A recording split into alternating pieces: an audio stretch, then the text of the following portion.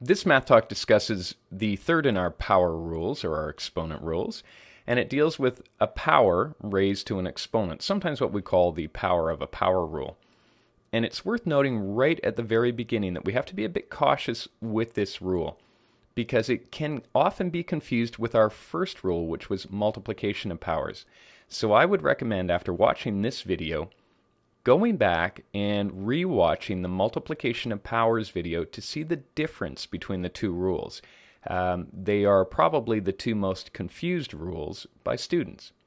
All right, so we're going to start with the question or the challenge of writing 2 to the exponent 7 raised to the exponent 3 as a single power.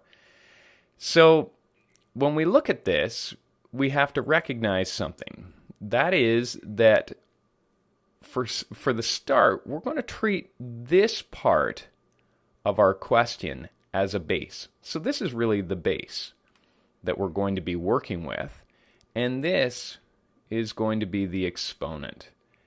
So that's a little bit different. Never before in any of our questions have we used a base that is itself a power. So what we're going to do here is go back to our thought of expansion. And it's going to work like this. If our base is 2 to the 7 and the exponent is 3, it means that we're going to write 2 to the 7 times 2 to the 7 times 2 to the 7. Remembering that exponents and powers are a shorthand way of writing repeated multiplication. So this is really just 2 to the 7 multiplied together 3 times. Now, if we go back to our multiplication law, in this situation, when we multiply powers with the same base, we keep the base the same and we add the exponents. So we would take the 7, add the 7, and add the 7. So in fact, we have 2 to the exponent 21. Now, once again, like our last examples, you're probably quickly recognizing that there's some relationship between that 7, that 3, and this 21. And I think most of you would recognize that 3 times 7 is 21. And that leads to our third exponent law. And it looks like this. A raised to the exponent m, all raised to another exponent n, is simply a to the exponent m times n. Okay, let's highlight that in words. What we have to recognize is that this base goes unchanged. So when raising a power to an exponent, do nothing to the base. Keep the base the same and multiply the exponents. Let's try some examples. Once again, we have the rule stated. When raising a power to an exponent, keep the base the same and multiply the two exponents. So let's try a few.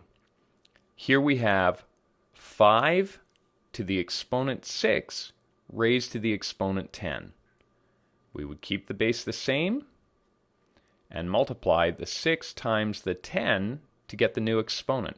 So this would work out to 5 to the exponent 60. It works just as well with powers that involve a negative base. So once again, we're going to leave the base entirely as it was. So we'll write negative 7. It's raised to the exponent 5, and all of that is raised to the exponent 8. We will do 5 times 8. And that works out to negative 7 to the 40. And just to highlight, that's negative 7 multiplied with itself 40 times. We can even take this and raise a power to an exponent and raise that result to another exponent. And it would look like this. The first one would be 3 to the exponent 2 times 4 raised to the exponent 5. That would be 3 to the exponent 8 to the exponent 5 for 3 to the exponent 40. You also easily could have done this simply by saying 3 to the 2 times 4 times 5. That would have worked as well. 2 times 4 times 5 is 40. So you could have done it really in one shot if you had wanted to. And finally, I always like to extend to variables. I'm going to throw in our last rule, which was the division of powers with the same base, and I'm going to combine that with the power of a power rule.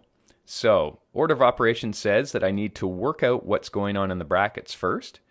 So using my division of powers rule, m to the exponent 6 divided by m to the exponent 2, I keep the m the same, keep the base the same, and subtract the exponent. 6 minus 2 is 4.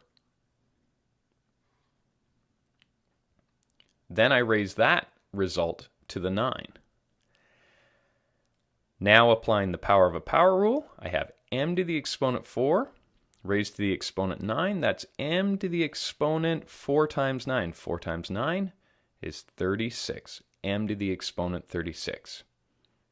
That's all there is to the third rule, and I'm out of time.